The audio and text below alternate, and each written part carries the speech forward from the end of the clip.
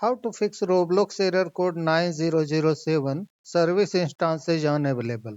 Hello friends, you might be facing this error when trying to launch, login or download the Roblox setup file.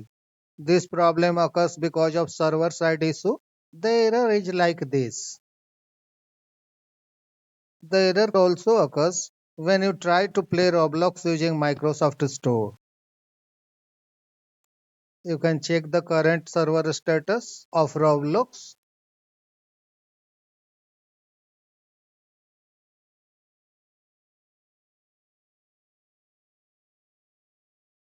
Active incident,